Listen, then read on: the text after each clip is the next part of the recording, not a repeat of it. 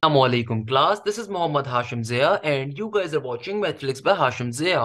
भाई exercise number 5.3 first term maths को हम डिस्कस कर रहे हैं जिसका ये लेक्चर नंबर 2 आ रहा है।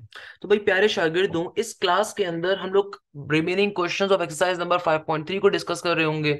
मैंने आपको एक्सरसाइज नंबर 5.3 के क्वेश्चन नंबर 1, 2, 3 लास्ट क्लास में सॉल्व करवाए थे।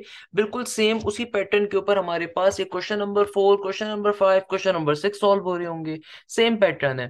देखो, सबसे पहले नंबर के ऊपर आपने काम क्या करना होगा।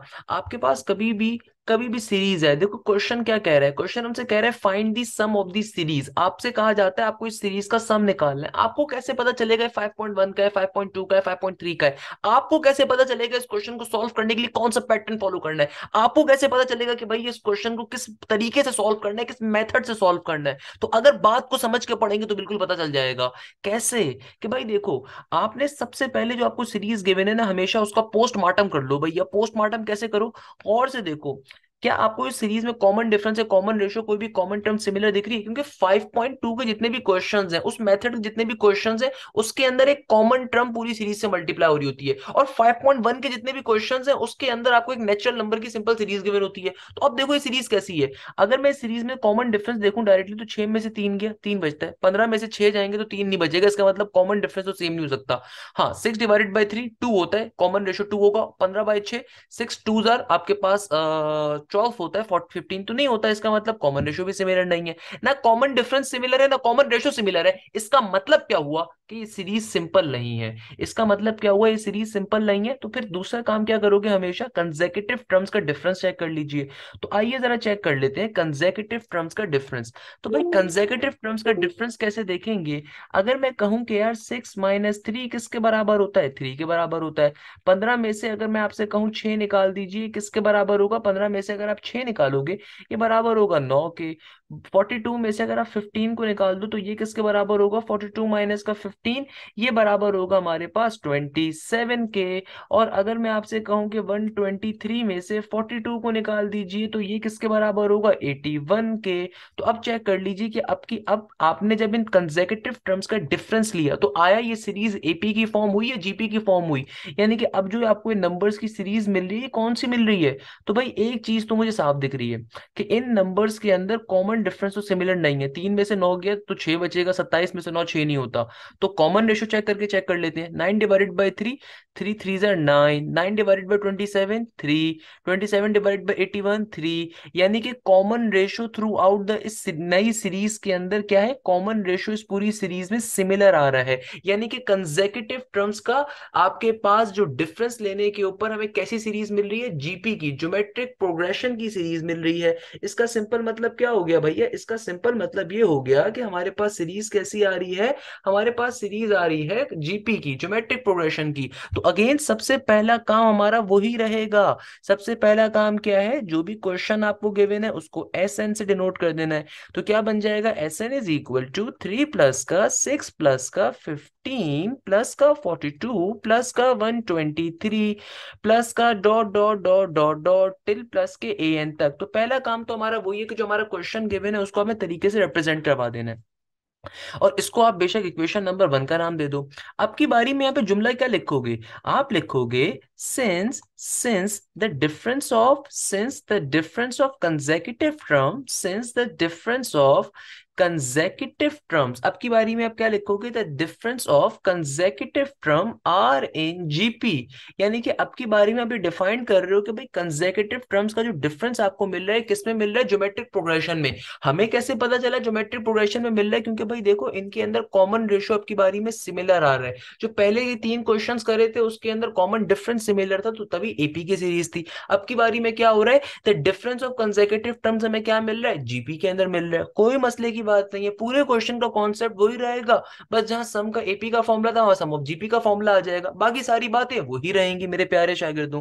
तो भाई कैसे करेंगे, तो अब क्या करेंगे, सिंपल तरीके से अगेन वही सब्ट्रैक्ट करवाएंगे। तो नाउ सब्ट्रैक्टिंग सब्ट्रैक्टिंग सिंपल तरीके से लिख दीजिए, subtracting equation number 1 by itself, equation number 1 को उसी से सब्ट्रैक्ट करवा देंगे। सही है ना भाई, तो ये क्या बन जाएगा सब्ट्रैक्शन के अंदर, एक दफा दोबारा से उतार देंगे क्वेश्चन नंबर 1, तो S n is equal to 3 plus का 6 प्लस का 15 प्लस का 42 प्लस का 123 प्लस का dot dot dot dot plus का ए एन। आपने क्या करना है, सिंपल तरीके से इन दोनों इक्वेशंस को सब्ट्रैक्ट करवा देना है। तो भैया सब्ट्रैक्ट कैसे करवाते हैं, तमाम टर्म्स के साइन कन्वर्ट हो जाएंगे, जो नीचे वाली इक्वेशन होती है उसके तमाम साइंस कन्वर्ट हो जाएंगे। तो इस एस एन से एस एन कट गया, तो यहाँ पे क्या आ गया, ऑब्वियसली जीरो आ गया। मैंने आपको एक शॉर्ट ट्रिक बताई भी कि दो एक सीरीज को अगर आप कभी भी इक्वेशंस को दो सीरीज की सेपरेट करवाओगे तो पहली वाली सीरीज की फर्स्ट टर्म को हमेशा आपने एज इट इज उतार देना है। सही है ना, और जो सेकंड सीरीज की लास्ट टर्म होती है वो भी हमेशा एज इट इज उतारी जाती है। ये दो मैंने आपको बेसिक बातें 5.2 से सिखाते हुए आ रहा हूँ। अच्छा, अब बाकी टर्म सेपरेट करवा देंगे, तो देखो 6 में से 3 जाएगा तो ऑब्वियसली प्लस का 3 बच गया। 15 में से 6 निकालोगे तो यहाँ पे 15 में से जब 6 जाएंगे तो जाहिर सी बात है क्या बचेगा, प्लस का 9। 42 में से जब 15 निकालोगे तो क्या बचेगा, जाहिर सी बात है प्लस का 27। 123 में से जब आप 42 को निकालोगे तो क्या बचेगा, प्लस का 81। इस तरीके से कहानी हमारे पास चलती जाएगी, और लास्ट के अंदर क्या होगा, इस ए एन से पहले वाली टर्म को सब्ट्रैक्ट करवा देंगे, तो ऑब्वियसली वो कौन सी होगी, ए एन माइनस के 1 वाली टर्म। क्योंकि देखो हमेशा याद रखिएगा, दो सीरीज को जब आप सब्ट्रैक्ट करवाते हैं तो पहली वाली सीरीज की फर्स्ट टर्म और सेकंड सीरीज की लास्ट टर्म हमेशा रिमेन बच जाती है, क्योंकि हम यहाँ पे कंसेक्यूटिव टर्म्स को सब्ट्रैक्ट करवा रहे हैं एक के बाद एक वाली। मैंने 5.2 बहुत डिटेल में समझाई हुई हम लोगों ने की हुई है, तो मैंने सारी बातें हम लोगों ने डिस्कस करी हुई हैं। तो अब आपने जब दोनों इक्वेशन को सब्ट्रैक्ट करवा लिया, तो अब जो आपके पास आंसर में इक्वेशन आ रही है उसको थोड़ा सा मेकअप करके लिख देंगे, इक्वेशन ए बन जाएगी। तो भाई देखो ये माइनस का ए एन यहाँ पे माइनस का है, दूसरी तरफ जाके क्या हो जाएगा, प्लस का ए एन हो जाएगा। इक्वल टू के बाद देखो ये जो 3 है स्टार्टिंग वाला, इसको एज इट इज रहने देंगे। इस यहाँ से सेकंड टर्म से हमारे पास एक सीरीज बन रही है, उस सीरीज को ब्रैकेट में करके लिख दूंगा। तो क्या सीरीज है, ये सीरीज है 3 प्लस 9 प्लस का 27 प्लस का 81, अब टिल कहां तक। अब देखो हमारे पास जो सबसे लास्ट टर्म थी सीरीज की वो तो हमने इक्वल टू के दूसरी तरफ भेज दी। तो अब ये जो हमारे पास टर्म आ रही है, ये कौन सी टर्म है, ये लास्ट से एक पहले वाली टर्म है। तो भाई देखिएगा, जो लास्ट से हमारे पास पहले वाली टर्म होती है, लास्ट से जो पहले वाली टर्म होती है इसको हम क्या कहते हैं, एन माइनस का 1 टर्म्स, इसको हम क्या कहते हैं, एन माइनस का 1 टर्म्स। देखो इसका मतलब क्या है, इसका मतलब ये कि चूंकि आपके पास जो लास्ट टर्म थी इक्वल टू के इस तरफ चूंकि जीरो होता है, तो हम लास्ट वैल्यू को अपनी इक्वल टू की दूसरी तरफ भेज रहे हैं, तो जाहिर सी बात है यहाँ पे लास्ट वैल्यू फिर क्या बची, जब हमने सबसे लास्ट वैल्यू को यहाँ से हटा दिया तो लास्ट से जो पहली वाली वैल्यू होगी वो यहाँ पे बच रही होगी ना, तो उसको हमने क्या कह दिया, एन माइनस का 1 टर्म्स, यानी कि लास्ट से एक पहले वाली टर्म। सही है ना भाई। अब आपने सिंपल सा काम करना है, इसको हमने ब्रैकेट के अंदर किया हुआ है क्योंकि ये हमारे पास सीरीज आ रही है, तो हम जल्दी से सीरीज को सिंप्लीफाई कर लेंगे। और ये सीरीज कौन सी हमारे पास, जीपी की सीरीज है। ये सीरीज कौन सी हमारे पास, जीपी की सीरीज है। तो भाई कैसे सॉल्व करेंगे इस सीरीज को, कोई मुश्किल बात नहीं है। इसको अब यहाँ पे हम ले जाके साइड पे लिख देंगे, साइड के ऊपर 3 प्लस का 9 प्लस का 27 प्लस का 81 प्लस का dot dot dot till plus का n माइनस का 1 टर्म। सही है ना, n माइनस का 1 टर्म्स। तो यहाँ पे देखो हमारे पास a की वैल्यू किसके बराबर है, 3 के बराबर है। कॉमन रेशियो किसके बराबर है, 9 डिवाइडेड बाई 3, 3 3 9 के बराबर ही आ रहा है। और n की वैल्यू किसके बराबर है, n की वैल्यू हमारे पास बराबर होगी किसके, n माइनस के 1 के। n का मतलब लास्ट टर्म, तो यहाँ पे देखो लास्ट टर्म किसके बराबर है, n माइनस 1 टर्म्स के। लास्ट लेक्चर में भी सारी बातें डिस्कस करी हुई है भाई। तो अब देखो यहाँ पे सिंपल सम ऑफ जीपी का फॉर्मूला अप्लाई करेंगे। चूंकि कॉमन रेशियो ग्रेटर देन 1 है तो कौन सा वाला फॉर्मूला यूज करेंगे, आप सबको मालूम है, a इंटू आर की power n minus 1 divided by r minus 1 वाला फॉर्मूला। तो सिंपल तरीके से S n is equal to a into r की पावर n माइनस का 1 डिवाइडेड बाय r माइनस का 1। सिंप्लीफाई करवाने पे लेके चलते हैं भैया। देखो हमारे पास ए की वैल्यू क्या है, 3 के बराबर। आर की वैल्यू किसके बराबर है, 3 के बराबर। पावर में क्या आ जाएगा, n माइनस का 1 एज इट इज, माइनस का 1 नीचे एज इट इज। इधर आर की जगह पे अगेन 3 माइनस का 1 एज इट इज, 3 में से एक गया, 2 बचा, तो क्या हो गया, 3 divided by 2 as it is का एज इट इज। ब्रैकेट में क्या आ जाएगा, 3 की पावर n माइनस का 1 और नीचे माइनस का 1 एज इट इज। तो ये आपके पास फाइनली ये जो जीपी की सीरीज आ रही थी उसके सम की वैल्यू आ गई। उस जीपी की वैल्यू सीरीज जो आ रही थी उसके सम की वैल्यू हमारे पास फाइनली फाइनली फाइनली इसके बराबर आ गई। जल्दी से मुझे बताइए यहाँ पे किसी बच्चे को कोई प्रॉब्लम, कोई मसला, कोई परेशानी की बात, कोई प्रॉब्लम की बात? देखो ये बहुत सिंपल सी चीज है। सिंपल तरीके से यहाँ पे हमारे पास ये क्या आ गई, जीपी के सम की वैल्यू आ गई। चाहो तो इसका सम की एक और तरीके से भी लिख सकते हो भाई, अगर आपको लग रहा है कि इसको थोड़ा और सिंप्लीफाई करवा के लिखना चाहते हो वैसे लिख दो, कोई मसले की बात नहीं है। कि लेट सपोज मैं कहता हूँ कि नीचे 3 माइनस 1 क्या हो जाएगा, 2 के बराबर। ये जो ऊपर वाला 3 है, जब ब्रैकेट ओपन करोगे अंदर वाली तमाम टर्म्स जाके क्या हो जाएगा, मल्टीप्लाई। चाहो तो इस फॉर्म में लिखना, चाहो तो इस फॉर्म में लिख दो कि भाई ये जो बाहर 3 मौजूद है, जब ब्रैकेट ओपन करूंगा तो अंदर वाली तमाम टर्म्स जाके क्या हो जाएगा, मल्टीप्लाई। अच्छा, अल्लाह के कुछ प्यारे बंदे, कुछ इतने आइंस्टाइन हमारे पास होते हैं, वो बोलेंगे सर ये ऊपर वाला 3 नीचे वाले टर्म से ही मल्टीप्लाई होगा। अबे नीचे वाले टर्म से भी मल्टीप्लाई नहीं होता, ऊपर वाले टर्म ऊपर से मल्टीप्लाई होती है, नीचे वाले टर्म नीचे से मल्टीप्लाई होती है। तो भाई देखो, जब ये 3 अगर मैं ब्रैकेट ओपन करूंगा तो ये 3 जब 3 की पावर n माइनस 1 से आके मल्टीप्लाई होगा तो क्या बनेगा भाई, देखो 3 की पावर n माइनस का 1 जब 3 से मल्टीप्लाई होगी, मैथ्स का बेसिक कॉन्सेप्ट है, whenever two terms multiply and their bases are same their power always add. तो ये हो जाएगा n माइनस का 1, इस 3 पे कुछ भी नहीं है तो पावर क्या है, 1, तो इस माइनस का 1 प्लस का 1 क्या हो जाएगा, कैंसिल आउट। तो फाइनली ये क्या बन जाएगा, 3 की पावर n। अगर मैं भी डायरेक्टली यहाँ पे 3 की पावर n लिख देता ना तो बहुत से बच्चे परेशान हो जाते, सर ये कैसे लिखा, कैसे लिखा? देखो ये 3 जब अंदर जाएगा तो 3 की पावर n माइनस 1 से क्या होगा, मल्टीप्लाई। तो whenever two terms multiply and their bases are same, their power always add। तो पावर क्या हो जाएगी, ऐड होगी, तो n माइनस 1 प्लस 1 क्या हो जाएगा, minus 1 plus 1 cancel out, simple 3 की पावर n। और आगे 3 जब माइनस 1 से मल्टीप्लाई होगा तो माइनस का 3 आ जाएगा। तो ये हमारे पास सिंपल तरीके से एस एन की वैल्यू आ गई, ये हमारे पास यहाँ से सम की वैल्यू आ गई। इसको इस तरीके से लिखना चाहो ऐसे लिख दो, थोड़ा सिंप्लीफाइड फॉर्म में आ जाएगा ना, ताकि क्वेश्चन सॉल्व करने में आसानी हो जाए। तो यहाँ पे हमारे पास ये क्या आ गई मेरा बेटा, इस तरीके से एस एन की वैल्यू आ गई, इस तरीके से क्या हो गई, एस एन की वैल्यू आ गई। इस सम की वैल्यू को उठाकर इक्वेशन नंबर ए में इस प्लॉट कर देंगे, इस इक्वेशन नंबर ए में क्या करवा देंगे, प्लॉट कर देंगे। तो हम क्या लिखेंगे, now equation number A becomes. तो भाई इक्वेशन ए में जनरल फॉर्मूला अपना फॉर्म करना है ना, तो क्या कॉन्सेप्ट हमने बताया था कि भाई सेपरेट करवाने के बाद जो आपके पास इक्वेशन आएगी उसमें सीरीज को सॉल्व करवा के इक्वेशन ए बना ली। अब वापस अपनी वैल्यू को पुट करवाओगे ताकि जनरल फॉर्म फॉर्म हो जाए। अब देखो आपके पास ए एन का एज इट इज, 3 का 3 एज इट इज, प्लस का साइन एज इट इज। ये जो पूरी की पूरी हमारे पास इक्वेशन है जिसको हमने भी सिंप्लीफाई करा, इसकी वैल्यू, इसके सम की वैल्यू देखो किसके बराबर आई है हमारे पास, इसकी सम की वैल्यू हमारे पास आई है 3 की पावर n माइनस का 3 डिवाइडेड बाई 2 के बराबर, ऐसा ही है ना। तो ये आपने फाइनली अपने इक्वेशन में प्लॉट करके an की वैल्यू को अंदर प्लॉट कर दिया। तो यहाँ पे आप लोगों ने सिंपल तरीके से क्या करा, जो एसएन की वैल्यू आई है इस एसएन की वैल्यू को उठाके इक्वेशन नंबर ए में प्लॉट कर दिया। अब आप इसको थोड़ा सिंप्लीफाई करवा सकते हैं कि भाई देखो इस 3 के नीचे कुछ भी नहीं है तो सिंपल सी बात है क्या है, 1 की वैल्यू होगी। 3 के नीचे कुछ भी नहीं है तो जाहिर सी बात है क्या है, 1 है। थोड़ा सिंप्लीफाई करवा लीजिए ताकि अच्छा बन जाएगा ना। तो क्या हो जाएगा, देखो क्रॉस मल्टीप्लीकेशन कर लेंगे। क्रॉस मल्टीप्लीकेशन कैसे करते हैं, नीचे वाली टर्म नीचे मल्टीप्लाई होती है, ये टर्म अपने क्रॉस में जाके ऊपर मल्टीप्लाई होगी, 6 बन गया। ये 1 जाके अपने क्रॉस में ऊपर मल्टीप्लाई हो जाएगा, सही है ना मेरे प्यारे शागिर्दों। तो हमारे पास फाइनली क्या बन जाएगा, ये हो जाएगा A N is equal to 6 में से 3 गया, 3 प्लस का 3 की पावर n डिवाइडेड बाई 2। इस तरीके से फाइनली आप लोगों ने अपनी जर्नल फॉर्म फिल कर ली, जर्नल फॉर्म बना ली। देखो यहां तक हम लोगों ने क्या काम करा, बिल्कुल लास्ट क्वेश्चन जैसा काम है, कोई मुश्किल चीज नहीं है इसके अंदर। सबसे पहले नंबर के ऊपर क्वेश्चन को आइडेंटिफाई कर लिया कि भाई क्वेश्चन क्या कह रहा है, क्वेश्चन किस तरह का है, किस मेथड का है। आपको पता चल गया एक्सरसाइज 5.3 का क्वेश्चन आ रहा है, आपने सबसे पहले चेक कर लिया कंसेक्यूटिव टर्म्स का डिफरेंस लेके आया, एपी की सीरीज फॉर्म होगी या जीपी की सीरीज फॉर्म होगी। आपको इस क्वेश्चन में एक नई चीज पता चली कि भाई जीपी की सीरीज लेट सपोज बन रही है, कोई मसले की बात नहीं, सारा काम वैसा ही है, बस थोड़ा सा डिफरेंस होगा। सारा काम तकरीबन 99.9999% वही करना है कि भाई आपने सबसे पहले जो आपको क्वेश्चन गिवन था उसको इक्वेशन नंबर 1 का नाम दिया, उसको उसी इक्वेशन से सेपरेट करवाया आपने। सिंपल तरीके से नई इक्वेशन आई, उस नई इक्वेशन को आपने इक्वेशन नंबर ए का नाम दिया, थोड़ा सा मेकअप करवाने के बाद। लास्ट क्लास में सारी बातें सीख चुके हैं। अब आपने क्या किया, जो आपके पास यहाँ पे अब सीरीज फॉर्म हो रही थी, इस सीरीज का आपने सम कैलकुलेट करा। सम कैलकुलेट करना सबको आता है, क्योंकि आपकी बारी में जीपी की सीरीज थी तो जाहिर सी बात है जीपी का इसलिए फॉर्मुला अप्लाई कर दिया। जब सम की वैल्यू आ गई तो उसको वापस इक्वेशन नंबर ए में डाला, थोड़ा सी काटम पीटी करी, मेकअप करवाया, सिंप्लीफिकेशन करी और फाइनली हमारे पास जनरल टर्म आ गई। अब जनरल टर्म देखो, यहां तक आपने कोई मुश्किल काम नहीं करा, ये बिल्कुल लास्ट क्वेश्चन जैसा ही काम है जो आपने यहां तक करते हुए आ रहे हैं। यहां तक हम लोगों ने कोई नई चीज नहीं पढ़ी, कोई नई चीज नहीं देखी। यहां से थोड़ा सा काम डिफरेंट होगा, यहां से थोड़ा सा काम मजे का होगा। कि अब देखो यहां तक जब आप लोगों ने काम कर लिया ना, अब आप लोगों ने अपनी सीरीज की जर्नल टर्म फॉर्म कर ली है। अब हम लोगों ने करना क्या, हम लोगों ने अब इसका सम निकालना है। अब सम, अब क्या लिखेंगे, फॉर सम। अब हमें चूंकि सम कैलकुलेट करना है अपनी सीरीज का, तो सम कैलकुलेट करने के लिए जाहिर सी बात है समीशन का सिंबल लेंगे। तो यहाँ पे क्या आ जाएगा, इस साइड पे हम एस एन का सिंबल आ जाएगा और इस पूरे की पूरी ब्रैकेट इसके ऊपर समीशन आ जाएगा। तो यानी कि इस पूरी की पूरी टर्म के ऊपर क्या हो जाएगा, इस समीशन का सिंबल अप्लाई हो जाएगा।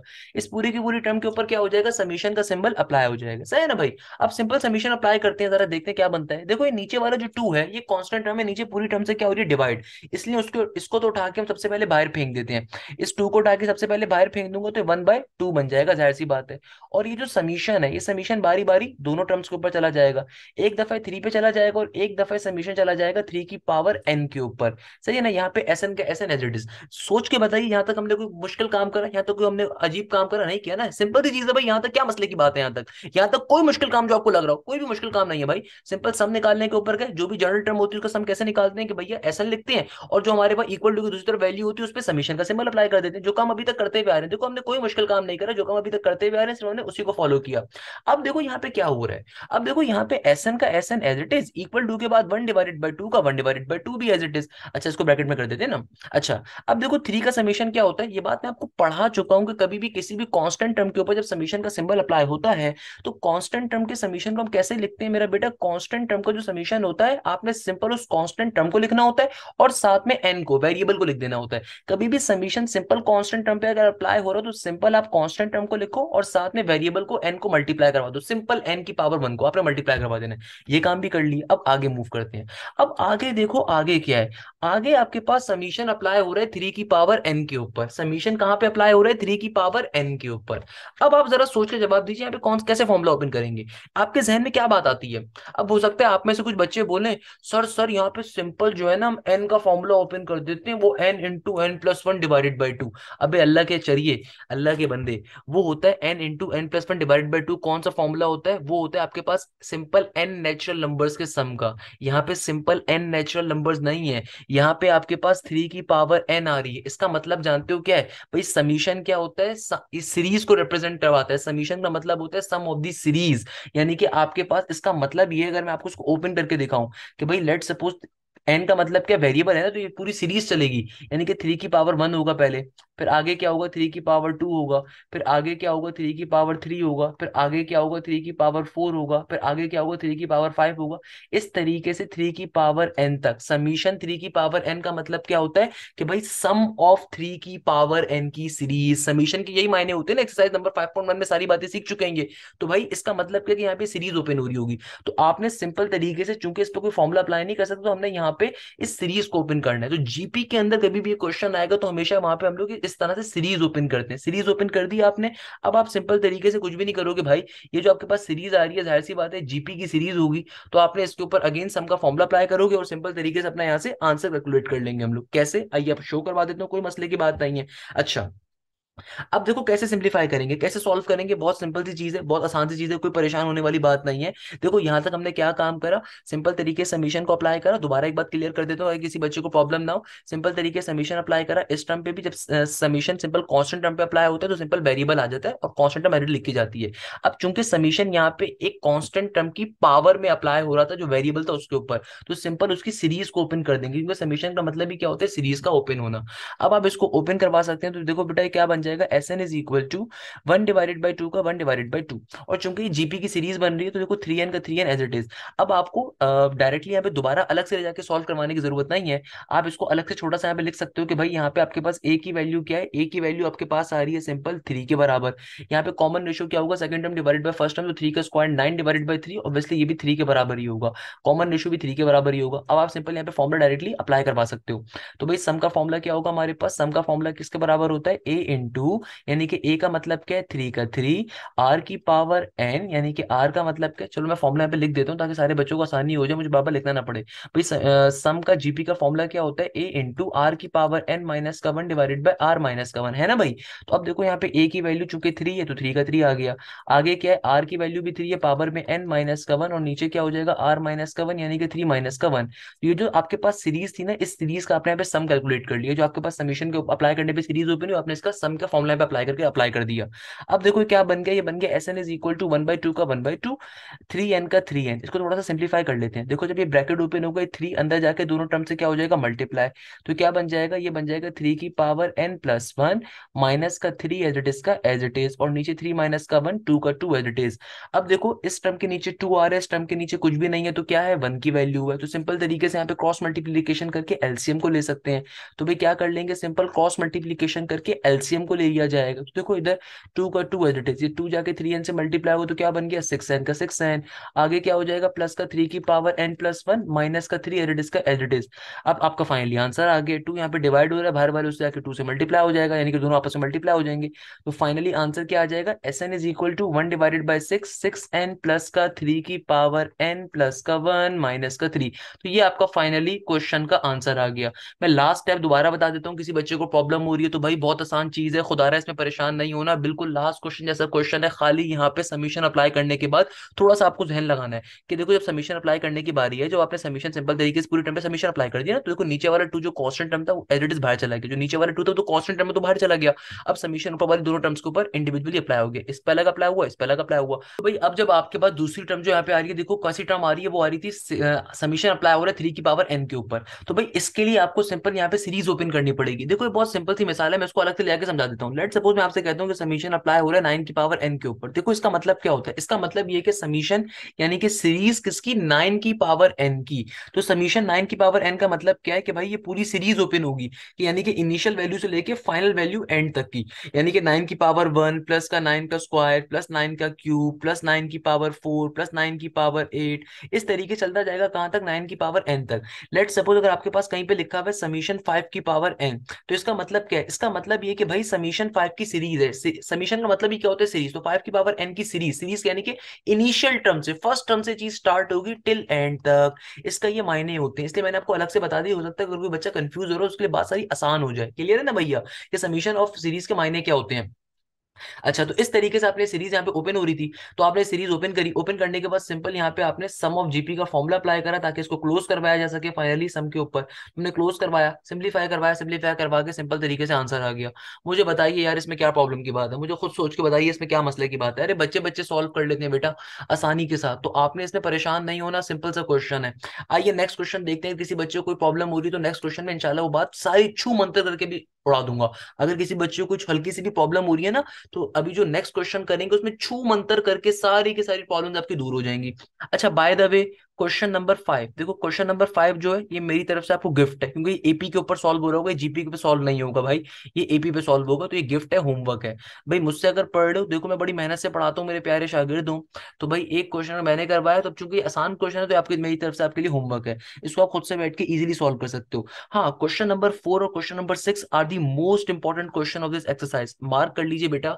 देखो मेरी आदत है, मैं हमेशा एक्सरसाइज के अंदर साथ साथ कुछ क्वेश्चंस को मार्क करवाता हूँ, ये क्वेश्चन पास पेपर में आपको बहुत मिलेगा और ये क्वेश्चन आपके पेपर में बहुत ज्यादा आएगा, तो इन क्वेश्चंस के लिए आई वुड 1000 टाइम्स से इसके भाई ये क्वेश्चन पेपर के लिए बड़ा इंपॉर्टेंट है। अच्छा इस क्वेश्चन में देखो क्या कह रहा है, एग्जामिनर आपसे बड़ी मासूमियत से कह रहा है कि यार 3 प्लस का 6 प्लस का 21 प्लस का 96 प्लस का 471 प्लस का up to n terms, examiner क्या कह रहा है इसको सॉल्व करके दिखाओ। अब देखो सबसे पहला काम जो अच्छे बच्चे को करना है, मेरे प्यारे शागिर्दों, अच्छे बच्चे को क्या सबसे पहला काम करना है, अच्छे बच्चे को सबसे पहले नंबर के ऊपर ये देखना है कि आया आया उसने ये सीरीज सॉल्व कैसे करनी है, किस पैटर्न के ऊपर सॉल्व करनी है। अगर ये बात आपको समझ में आ गई, देखो रट्टे नहीं मारने, आपको ऐसे बहुत से नमूने टीचर्स मिलेंगे जो रट्टे मारना सिखाएंगे, भाई इसको ऐसे सॉल्व करना है। अबे क्यों सॉल्व करना है ऐसे, ये तो बताओ। तो भाई सॉल्व करने की रीजन क्या है, क्या लॉजिक है, देखो लॉजिक ये है कि आपने देखना है कि यार इस सीरीज में डायरेक्टली कोई कॉमन डिफरेंस या कॉमन रेशियो तो नहीं आ रहा। आप खुद से सोचो, यार 6 में से 3 निकालूंगा 3 बचेगा, 21 में से 6 निकालने में 3 नहीं बचेगा, इसका मतलब कॉमन डिफरेंस तो नहीं आ रहा, बात खत्म हो गई। अब देखो कोई कॉमन रेशियो तो नहीं आ रहा, कोई common term. Okay, 6 divided by 3 क्या होता है? 3 होता है। 21 डिवाइडेड बाई 6 3 नहीं होता मेरा बेटा, सही है ना? 6 3 18 होता है, तो 21 डिवाइडेड बाई 6 3 नहीं होता कम से कम। इसका मतलब क्या हुआ? कॉमन रेशियो भी सिमिलर नहीं है। इसका मतलब 5.2 5.1 के मेथड पे सॉल्व नहीं हो सकता। फिर देखो दूसरा मेथड क्या होगा, जब आपने देख लिया ना कि कॉमन रेशियो और कॉमन डिफरेंस सिमिलर नहीं है, तो फिर अगला मेथड हमेशा क्या होना चाहिए आपके जहन में? आपके जहन में होना चाहिए कि आप अब देखोगे कंसेक्यूटिव टर्म्स का डिफरेंस। आइए देख लेते हैं कैसे देखोगे भाई। देखो 6 - 3 अगर मैं करता हूं, 6 - 3 किसके बराबर होगा? 3 के बराबर होगा। 21 - 6 किसके बराबर होगा? 21 में से अगर मैं 6 निकालता हूं तो जाहिर सी बात है बराबर होगा, अल्लाह भला करे, अल्लाह भला करे, किसके? 15 के बराबर होगा कम से कम। बिल्कुल ऐसा ही है। 96 में से फिर अगर मैं 21 को निकालता हूँ, 96 - 21 किसके बराबर होगा? ये तकरीबन बराबर आएगा 75 के। ओके, और फिर 471 माइनस का अगर 96 करता हूँ, ये तो अजीब लग रहा है भाई। क्या होगा 471 - 96? ये होगा 100 200 345 375 375 के बराबर होगा। तो अब चेक कर लो, आपने जब कंसेक्यूटिव टर्म्स का डिफरेंस लिया तो आपके पास ये वैल्यू आ रही है कंसेक्यूटिव टर्म का डिफरेंस लेने पे। अब चेक करो क्या इनमें कॉमन डिफरेंस बराबर होगा? 15 में से 3 निकालूंगा 12 बचेगा, और 75 में से 15 निकालूंगा, बेटा मर भी जाए कोई बंदा तब भी 12 नहीं बनेगा। इसका मतलब कॉमन डिफरेंस इसमें सिमिलर नहीं है। कॉमन रेशियो चेक कर लेता हूँ। 15 डिवाइडेड बाई 3 क्या होता है?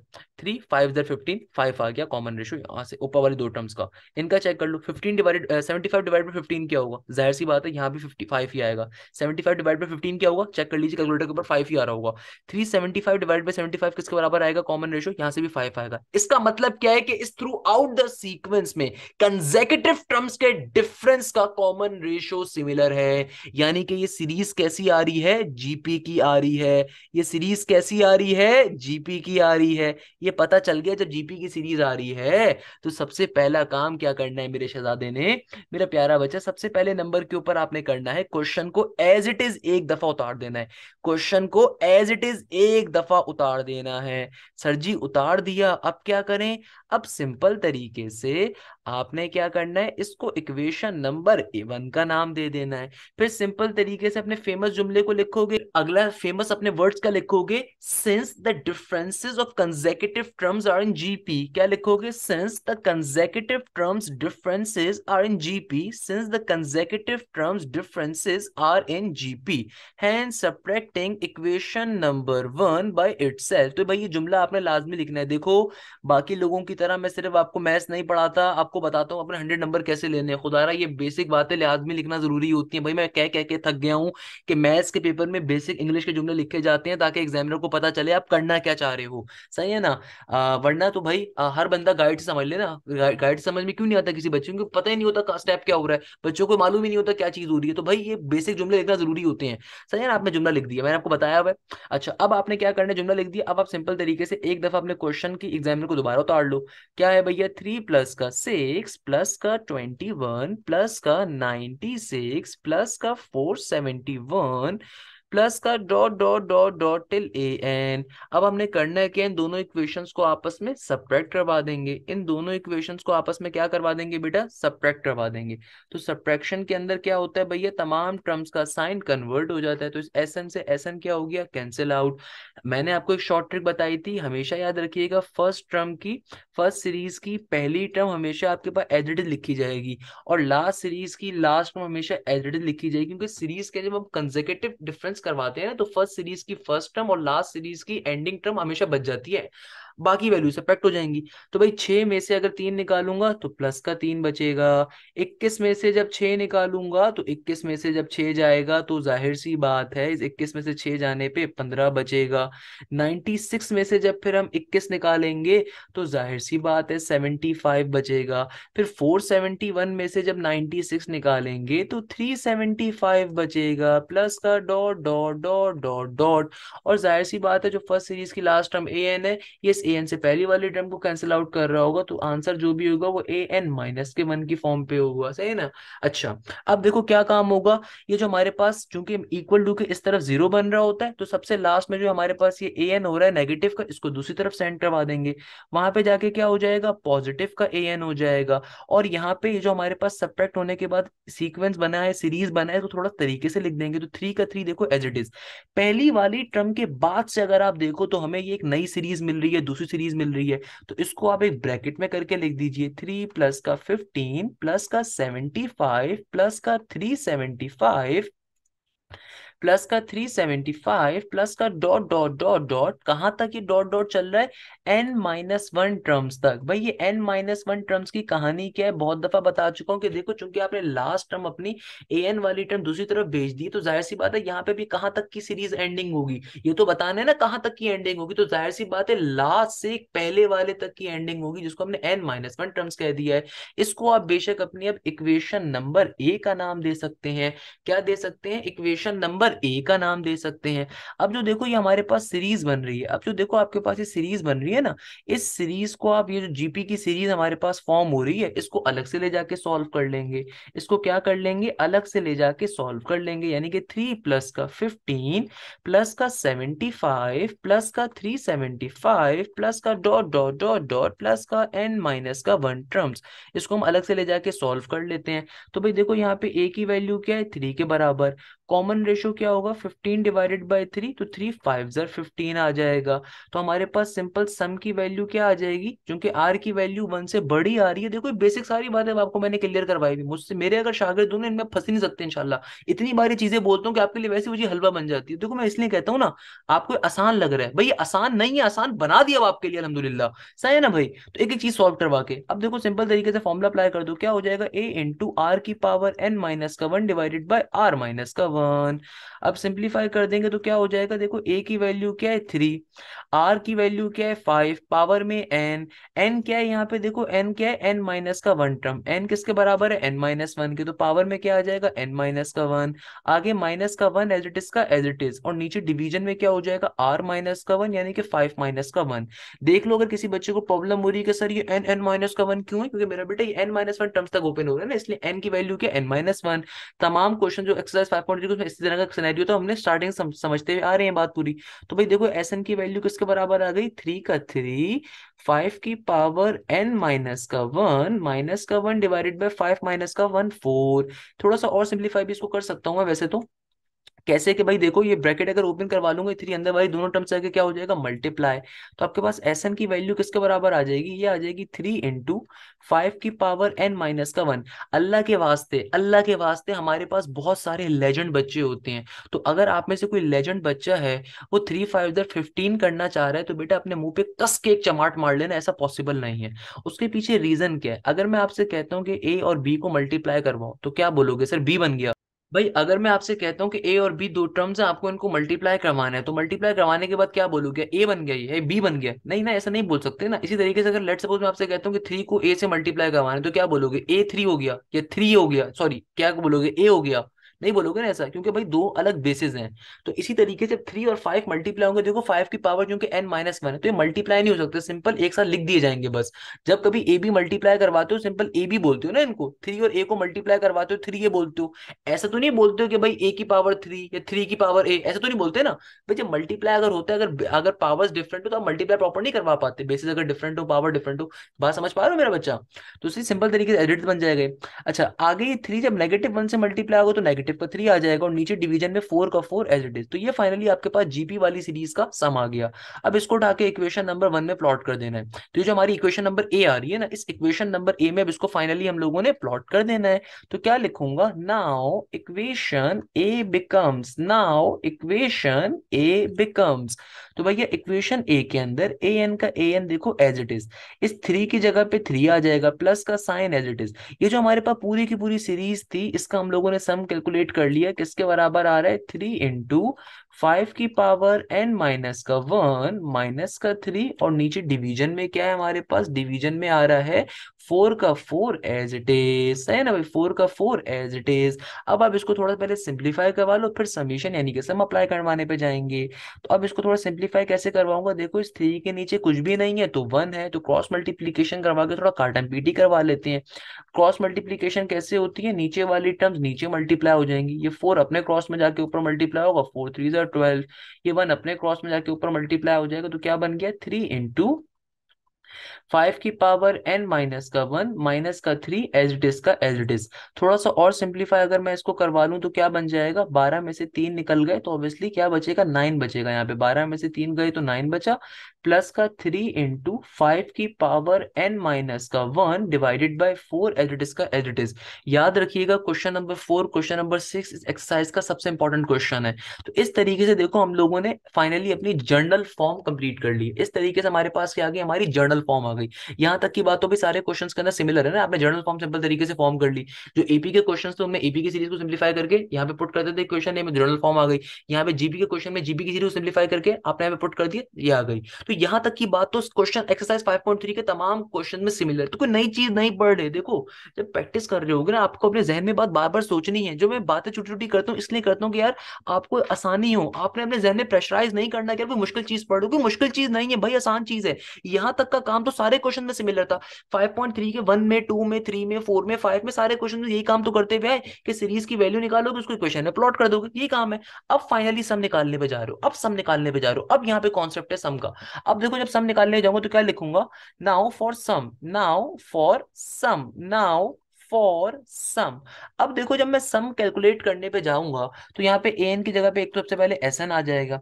अब देखो यहाँ पे क्या बन गया, अब जब मैं सम निकालने पे जाऊंगा तो जाहिर सी बात है इस पूरी की पूरी टर्म के ऊपर ब्रैकेट के अंदर हम लोगों ने समीशन का सिंबल अप्लाई कर देना। तो ये बन जाएगा 9 + 3, और यहाँ पे ब्रैकेट में क्या आ रहा है 5 की पावर n - का 1, और नीचे डिवीजन में 4 का 4 एज इट इज, है ना भाई।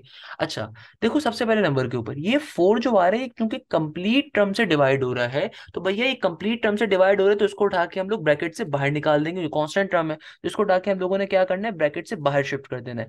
अब जो समीशन है फाइनली अप्लाई हो सकता है 9 + 3 × 5 की पावर n - के 1 के ऊपर। हो सकता है आप में से कोई मासूम सा बच्चा हो मुझसे बोले सर इस 9 को भी तो बाहर निकाल दे, 9 को क्यों नहीं बाहर निकाल रहे, उस पर इतना जुल्म क्यों कर रहे हैं, उससे क्या दोस्ती नहीं है। भाई देखो 9 को इसलिए बाहर नहीं निकाल सकते कि 9 यहाँ पे इस पूरी टर्म के साथ प्लस हो रहा है, और मैथ्स हमारे अब्बा जान की नहीं है कि किसी भी टर्म को बाहर निकाल दें। ये जो 4 है चूंकि कंप्लीट टर्म से डिवाइड हो रहा है इसलिए ये बाहर जा सकता है, इसलिए ये बाहर जा सकता है, सही है ना भाई। 4 की पास इजाजत इसलिए क्योंकि ये कंप्लीट टर्म का ये आपके पास एलसीएम है, इसलिए बाहर निकाल सकते हैं। अब फाइनली आपके क्या करना है, ब्रैकेट को ओपन करवाएंगे तो समीशन बारी बारी दोनों टर्म्स पे अप्लाई हो जाएगी। तो भैया देखो समीशन को एक दफा हम अप्लाई करवा देंगे, सिंपल तरीके से अप्लाई हो जाएगी 9 के ऊपर। फिर एक दफा समीशन ये अप्लाई हो जाएगी 3 × 5 की पावर n - के 1 के ऊपर। अब जो यहाँ से काम है थोड़ा बेसिक सा कॉन्सेप्ट है, और तो समझा चुका हूँ, आई होप के समझ में होगा। बट नहीं भी होगा तो यार देखिएगा यहाँ से बड़ा मजे की चीज है। देखो अब जब समीशन हम 9 पे सबसे पहले अप्लाई करेंगे तो मैंने आपको बताया था मेरे प्यारे शागिर्दों, कांस्टेंट टर्म का समीशन क्या होता है। जब कभी भी आप कांस्टेंट टर्म पे समीशन अप्लाई करते हैं तो constant term as it is लिखी जाती है और साथ में वेरिएबल एन लिख देते हैं बस हम लोग, सही है ना भाई। अच्छा यहाँ पे देखो ये 3 जो है ये कांस्टेंट टर्म मल्टीप्लाई हो रही है, तो 3 को तो उठा के पहले बाहर फेंक दो, 3 को उठा के आप पहले बाहर फेंक दो, और समीशन सिंपल तरीके से अप्लाई हो रहा है 5 की पावर n - के 1, क्योंकि 3 कांस्टेंट टर्म था तो उसको हमने उठा के पहले लिख दिया और समीशन सिंपल टर्म पे अप्लाई हो गया। अब जरा अब देखो भाई यहां से असल काम आ रहा है कि समीशन फाइनली अप्लाई हो रहा है किसके ऊपर, 5 की पावर n - के 1 के ऊपर। तो यहां से फाइनली हमारे पास असल चीज आ रही है, असल चीज आ रही है। देखो मैंने आपको एक कॉन्सेप्ट दिया कि यार मेरे प्यारे शागिर्दों, समीशन कभी भी किसी भी सीरीज के ऊपर अप्लाई हो, लेट्स सपोज इस तरह की सीरीज गिवन है, इसका मतलब क्या है, समीशन 9 की पावर अगर n पे अप्लाई हो रहा है इसका मतलब क्या है कि भाई ये पूरी एक सीरीज आ रही है from the initial to the ending term, यानी कि 9 की पावर 1 + 9 की पावर 2 + 9 की पावर 3 + 9 की पावर 4 टिल 9 की पावर n। इसी तरीके से अगर मैं आपसे कहता हूं कि भाई ए की पावर लेट सपोज एन है, लेट सपोज मैं कहता हूँ ए की पावर एन आपके पास एक सीरीज है, इस पे समीशन आ रहा है, तो भाई इसका मतलब क्या है, इसका मतलब ये कि ए की पावर 1 होगा प्लस ए की पावर 2, क्योंकि समीशन का मतलब भी क्या होता है, सीरीज, सीरीज के मायने सम होना, ऐड होना। ए की पावर 3 होगा, फिर ए की पावर 4 होगा टिल ए की पावर एन। तो अब देखो यहाँ पे भी हमने यही काम करना है, तो इसको देख के हमने परेशान नहीं होना जो हम काम करने वाले हैं। हम यहाँ पे सेम काम करेंगे, देखो 1/4 का 1/4 एज इट इज, 9n का 9n प्लस का 3 एज इट इज। यहाँ पे भी सेम समीशन अप्लाई करोगे। देखो समीशन यहाँ पे अप्लाई कैसे हो रहा है, 5 की पावर n - का 1 है ना, तो देखो सबसे पहले क्या होगा, तो भाई यहाँ पे भी सिंपल तरीके से हम लोग इसको सिंप्लीफाई कर देंगे, अप्लाई कर देंगे। देखो 3 का 3 यहाँ पे एज इट इज। अब देखो यहाँ पे भी क्या होगा, सबसे पहले आप समीशन के अंदर क्या पुट करोगे, देखो यहाँ पे समीशन अप्लाई हो रहा है 5 की पावर n - 1 के ऊपर। देखो यहाँ पे n की जगह पे सबसे पहले आपने पुट करना है 1 की वैल्यू को, तो क्या बन जाएगा ये हमारे पास सिंपल तरीके से हो जाएगा 1 - का 1, 5 की पावर 0 बन जाएगा। उसके बाद क्या होगा, सिंपल तरीके से आप जब समीशन n के अंदर पुट करोगे n की वैल्यू को 2, तो 2 - का 1 क्या हो जाएगा, ऑब्वियसली 1 हो जाएगा। फिर उसके बाद क्या होगा हमारे पास, सिंपल तरीके से जब आप सिंपल तरीके से यहाँ पे पुट करोगे, अल्लाह भला करे किसको, 3 को, तो 3 - का 1 क्या हो हो जाएगा, 2 के बराबर आ जाएगा। इस तरीके से 4 पुट करोगे तो 4 माइनस का 1 क्या हो जाएगा, 3 हो जाएगा। और ये चलता जाएगा बिल्कुल एंड वैल्यू तक। जैसे मेरा बेटा ये बात चलती जाएगी हमारे पास आगे तक, तो इसका आप सिंपल तरीके से सम ले सकते हैं। तो क्या बन जाएगा, देखो 1/4 का 1/4, 9n का 9n प्लस का 3 एज इट इज। भाई हमें मालूम है सिंपल, हमारे पास सम ऑफ जीपी की सीरीज ये बन रही है। किसकी सीरीज बन रही है, जीपी की। जीपी के अंदर हमारे पास सम का जो फॉर्मूला यहाँ पे अप्लाई करेंगे अब की बारी में। देखो कौन सा अप्लाई करेंगे, कैसे, जीपी की सीरीज। यहाँ पे कॉमन रेशियो क्या होगा, देखो ए की वैल्यू यहाँ पे हमारे पास क्या है, 5 की पावर 0 का मतलब क्या है, 1। ए की वैल्यू किसके बराबर है, फॉर एग्जाम्पल 1 के बराबर आ रही है। हमारे पास कॉमन रेशियो क्या होगा, भाई कॉमन रेशियो क्या होता है, second term divided by first term. तो सेकंड टर्म यहाँ पे 5 है, तो 5 डिवाइडेड बाय 1। तो सेकंड टर्म 5 डिवाइडेड बाय 1 यानी कि 5 ही आ रही है।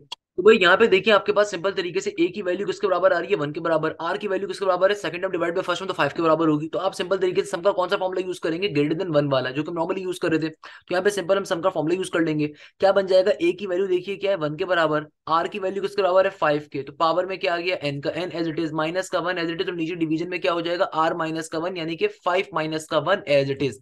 तो भाई इन क्वेश्चंस की सबसे ज्यादा खास बात क्या है कि यहाँ पे सीरीज को ओपन करने के बाद, समीशन अप्लाई करने के बाद दोबारा आपके पास सीरीज फॉर्म हो रही होगी जीपी के अंदर। तो आपने वो एक खास चीज बस ध्यान में रखनी है। बाकी सारी बातें तो भाई वही हमारे पास दकियानूसी बातें कह ले सकते हैं कि पुरानी चीजें भी वही चीज रिपीट हो रही है। तो 9n का प्लस का 3 एडिट इज। अब ब्रैकेट को ओपन कर लेंगे तो भाई देखो यहाँ पे ऊपर क्या बन गया, 5n माइनस का 1 डिवाइडेड बाय 5 माइनस का 1, 4 का 4। तो भैया देखिएगा इस टर्म के नीचे कुछ भी नहीं है, तो जाहिर सी बात है 1 होगा, तो यहाँ पे भी 4 लेकर आएंगे। 4 कैसे लेकर आएंगे भाई, हवा में तो आएगा नहीं, तो मल्टीप्लाई डिवाइड करके लेकर आएंगे। जल्दी से करवा देते हैं भैया, 1/4 का 1/4 यहाँ पे एज इट इज। तमाम टर्म के नीचे 4 लेकर आ जाएंगे, क्रॉस मल्टीप्लाई करके। नीचे वाली टर्म नीचे मल्टीप्लाई होगी, ये 4 अपने क्रॉस में जाके ऊपर मल्टीप्लाई होगा, तो 4 9 36 एंड प्लस का 3 इंटू 5 की पावर n माइनस का 1 एज इट इज। इसको थोड़ा सा और सिंप्लीफाई कर दीजिए। तो भाई क्या बन गया, S n is equal to 4/4 क्या हो जाएगा, देखो ये 4 जब इस 4 से मल्टीप्लाई होगा तो 16 बन जाएगा। ऊपर हो गया 36n का 36n और प्लस का 3 इंटू 5 की पावर n माइनस का 1 एज इट इज। तो ये फाइनली हमारे पास इस क्वेश्चन का आंसर आ गया। और इस तरीके से हमारा क्वेश्चन क्या हो गया, सॉल्व हो गया। देखो मैं सारी बातें दोबारा रिपीट कर देता हूँ, अगर किसी बच्चे को कोई भी प्रॉब्लम है।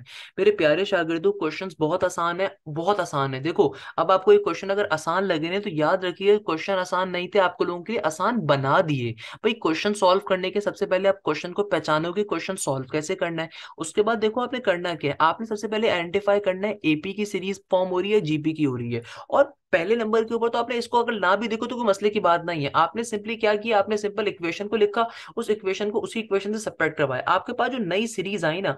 अब आपको ये बात मालूम है कि अगर तो सीरीज एपी की होगी तो आपने सीरीज के ऊपर एपी का फॉर्मूला अप्लाई करवा के सम की वैल्यू यहाँ पे लगा के पुट कर देनी है। और अगर जीपी की होगी तो जीपी की सीरीज का फॉर्मूला अप्लाई करेंगे। जब हमने ये काम कर दिया, जब सीरीज के सम की वैल्यू आ गई, तो उस सम की वैल्यू को उठा के इक्वेशन नंबर ए में डालेंगे और सिंप्लीफिकेशन करेंगे ताकि हमारे पास जर्नल टर्म आ सके। और जब फाइनली हमारे पास जर्नल टर्म की वैल्यू आ जाएगी, तो उसके बाद आपने करना ये होगा कि भाई समीशन को अप्लाई करना होगा। बस खाली डिफरेंशिएशन यहाँ पर ये कि भाई देखो जो भी हमारे पास यहाँ पर जीपी के क्वेश्चंस हैं, उसके अंदर चूंकि यहाँ पे जीपी की सीरीज ओपन होगी, क्योंकि जब जीपी के क्वेश्चन में सीरीज के अंदर आपके पास पावर के अंदर एन होता है, तो जाहिर सी बात है समीशन अप्लाई करेंगे तो वहां पे फिर समीशन का फॉर्मूला दोबारा से अप्लाई करना पड़ेगा। और मैं वो कॉन्सेप्ट आपको डिटेल में अब दे चुका हूँ, किस तरीके से हम अप्लाई कर रहे हैं। वो बहुत सिंपल सा कॉन्सेप्ट है। उस तरीके से हमारा क्वेश्चन क्या हो जाएगा, ओपन हो जाएगा, सॉल्व हो जाएगा, सिंप्लीफाई हो जाएगा, और चुटकी बजा के क्वेश्चन क्या हो जाएगा, सॉल्व हो जाएगा। देखो अब मेरे नहीं ख्याल में किसी बच्चे को इस चैप्टर में पूरा मसला होना चाहिए। एक्सरसाइज 5.3 कितनी आसान एक्सरसाइज थी, देखो एक ही झटके में खत्म हो गई। तो एक्सरसाइज नंबर 5.3 से कितने सारे बच्चे खौफजदा थे, रोज मुझे डीएम्स के अंदर मैसेज कर रहे होते, सर 5.3 बताएं कब करवाएंगे, सर 5.1 बताएं कब करवाएंगे, 5.2 बताएं कब करवाएंगे। देखो कितनी जल्दी हो गई सॉल्व। कहने का मकसद ये कि मेरे प्यारे शागिर्दों, आपको अगर ये इजी लग रही है तो बेटा ये खुदारा इजी नहीं है। ये इजी इसने लग रही है क्योंकि एक एक चीज अभी आपको एज ए टीचर मैंने करके दिखाई है। आपने घर पे बैठ के क्या करना है, प्रैक्टिस करना है। जो क्वेश्चंस मैं मार्क करवाता हूँ वो इंपॉर्टेंट क्वेश्चन है। अगर बाकी क्वेश्चंस को आप दो दो दफा देख के प्रैक्टिस कर रहे हो, तो जिन क्वेश्चंस को मैंने मार्क करवाया, जैसे क्वेश्चन नंबर 2 हो गया आपके पास, 4 हो गया, 6 हो गया, इन क्वेश्चंस को एटलीस्ट 4 से 6 दफा प्रैक्टिस करें, 4 से 6 दफा, क्योंकि ये पेपर में आने के इनके 99% चांसेस होते हैं। और पूरी एक्सरसाइज को प्रैक्टिस करें, कोशिश करें हफ्ते में एक एक दिन रखें जब आप जितनी एक्सरसाइज आपकी हो चुकी है उसको आप प्रैक्टिस करें साथ साथ, और फिर हफ्ते में एक दिन रखें जिसमें आप 2 से 3 चैप्टर को एक साथ कंटिन्यूसली रिवीजन करेंगे। देखो ये काम करना जरूरी है, अगर प्रैक्टिस नहीं करोगे तो फाइनल पेपर में आप कुछ भी नहीं कर सकते। मैं बहुत सारे स्टूडेंट्स को देखता हूँ, बहुत सारे स्टूडेंट मुझे बताते हैं आके, सर वो हमने इतनी अच्छी तैयारी करी थी आपसे, मगर जब हम पेपर देने के लिए गए तो पेपर में जाके हमसे सॉल्व नहीं हुआ।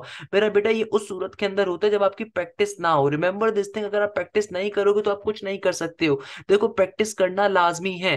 खुदारा अगर आप हफ्ते में एक दिन 2 दिन दो अपने आप को, अपने रजिस्टर्स काले करो, प्रैक्टिस करो, क्योंकि अगर आप प्रैक्टिस नहीं करोगे ना तो बहुत सारे बच्चे ऐसे होते हैं वीडियो तो देख लेते हैं, क्लास में बड़े मशहूर कोचिंग सेंटर में जाके भी पढ़ लेंगे, मगर जब पेपर में मार्क्स आएंगे ना तो 40 नंबर होंगे, 60 नंबर होंगे, 70 नंबर होंगे।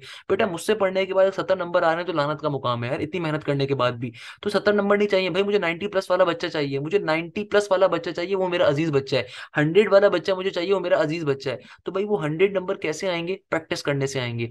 कोशिश करें प्रैक्टिस ज्यादा ज्यादा करें। और मैंने आप लोगों को एक और ऑफर भी दी है कि भाई आपके कॉलेजेस के अंदर जो आपके प्रीलियम्स के पेपर्स हो रहे हैं कॉलेजेस के अंदर, गवर्नमेंट कॉलेजेस के अंदर, काइंडली मुझे मेरे व्हाट्सएप नंबर के ऊपर शेयर करें। मैं उन तमाम पेपर्स को फ्री ऑफ कॉस्ट अपने यूट्यूब चैनल के ऊपर सॉल्व करवाऊंगा। तो अपने दोस्तों से कहें, अगर आपके दोस्त कोई पीसीएस में पढ़ता है, कोई सेंट लॉरेंस में पढ़ता है, कोई मलिर कैंट में पढ़ता है, कोई आदम जी में पढ़ता है, कोई डीजे में पढ़ता है, डीजे का खैर बेकार होता है भाई, I am also DJ, DJ का इंतहाई बेकार पेपर होता है, बट चलो डीजे का भी करवा दूंगा। तो कहने का मकसद ये कि आप मुझे सारे पेपर सॉल्व करें, मैं आपको इन सबकी ब्लैंक सॉल्व करवाऊंगा, क्योंकि ब्लैंक सबसे ज्यादा इंपॉर्टेंट होती हैं। तो मैं वो भी इंशाल्लाह करवा रहा हूँ। तो यहीं पे इस क्लास को मैं ऑफ करता हूँ, इस उम्मीद के साथ, इस खैरियत के साथ कि आप जाएं जैसे खैरियत से होंगे, मुझे हमेशा अपनी दुआओं में याद रखिएगा। जज़ाक अल्लाह, thank you so much. Hashim Zia signing of.